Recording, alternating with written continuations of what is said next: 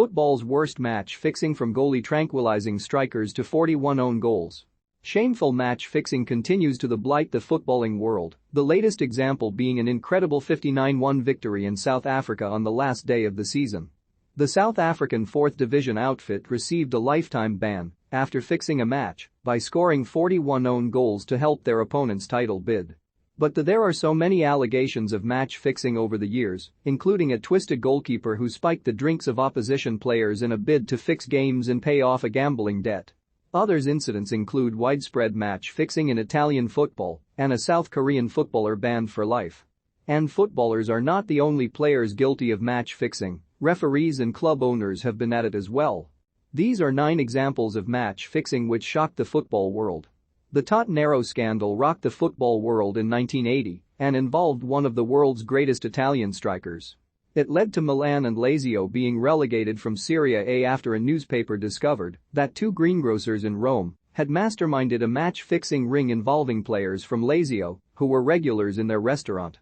Eventually, the pair ran out of money to fix matches, and Tottenham, the Italian term for illegal gambling, led to prison time for no fewer than 21 players, officials and owners.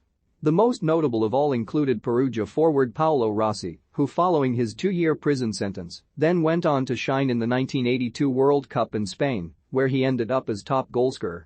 Marseille were kings of Europe when the club came crashing down after it was revealed the club had offered money to another team to throw a game. Marseille were on top of the world in 1993, having won the UEFA Champions League and their 4th consecutive League One title. However, it all came to a shuddering end when it was discovered that owner Bernard Tapie had offered money to strugglers Valenciennes to throw their game against Les Phocéens. This was primarily to avoid injuries ahead of the European Cup final, but Tapie was caught and the dream was over for the club as they were immediately relegated to League Two and Tapie was given a lifetime ban from football. This will go down as the darkest hour in Italian football and of the most high-profile match-fixing incidents. The incident came to light back in 2006 after Italian police revealed they had intercepted phone calls involving some of Italy's biggest clubs, in which conversations consisted of officials being in tandem with the referees' organization so they could select favorable officials for their matches.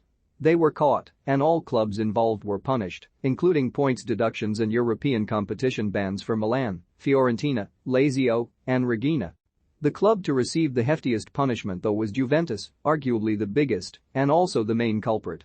In a move which shocked world football, they were relegated to Serie B and stripped of their previous 2 scudetti, which led to a mass exodus of star players from the club. This was another shocking incident of match fixing involving Italian football. The drama unfolded back in 2011 in Serie C between Cremonese and Paganese. Early on in the clash, Cremonese players were visibly lethargic, with some barely being able to walk. One player even crashed his car on the way home from the game. An investigation was launched, and it was discovered that Paganese goalkeeper Marco Paolini spiked some of the drinks with tranquilizers to fix the match and pay off his gambling debts. Paolini was banned for 5 years. There was another crazy end to the season back in 2013 in the Nigerian 2nd Division. There was plenty at stake for 2 Nigerian clubs on the final day, with Plateau United Feeders and Police Machine looking to go into the professional league. With the Feeders 7-0 up at halftime against Akurba FC and their promotion rivals 6-0 ahead against Babero FC, the games went from the bizarre to the truly ridiculous. The Feeders went to score 72 goals in the second half to claim an unprecedented 79-0 win, which was enough to finish ahead of the Machine, who could only manage a 67-0 victory.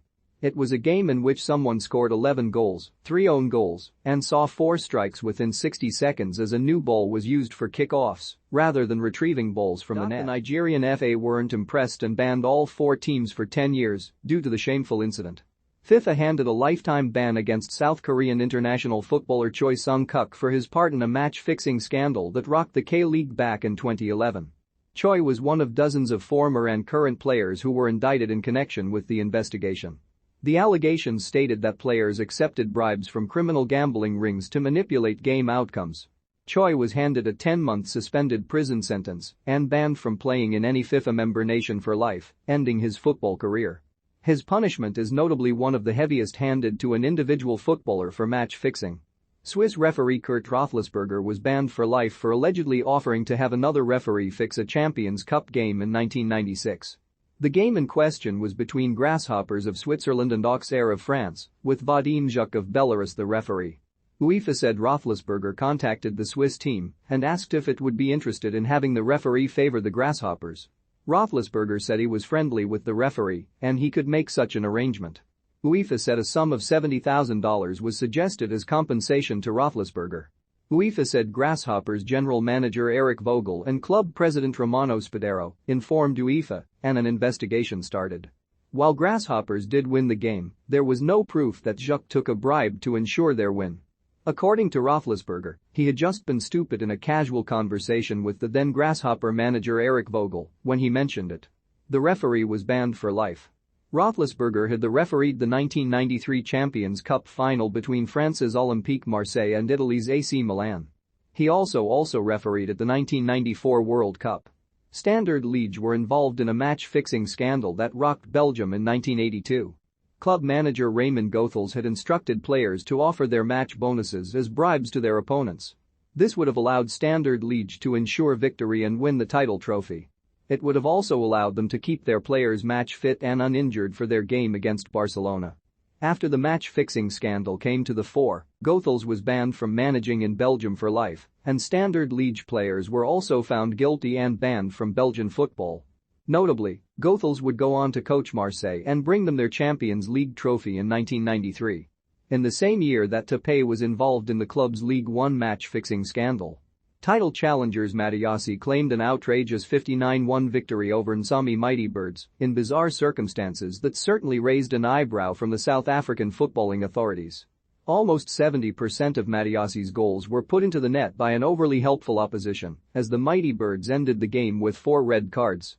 Battling against Shivulani Dangerous Tigers for the league crown, the Tigers held a 3-point advantage going into the final round of fixtures, as well as a superior goal difference of 16. Though it seems third-placed Nsami had rolled over against the title favorites, trailing 22-0 to Mattiassi at halftime. Learning of the shifty scoreline, Shivulani hatched a plot with the Kotoko Happy Boys to win the second 45 in an impressive manner, and the match finished 33-1 to the Tigers. Now though, all 4 sides have unsurprisingly been found guilty of match-fixing, and the quartet of clubs have been banned from competing for life. Fourth-placed side Gala Classic claimed the title. Get the latest sports news to your inbox by signing up to our newsletter.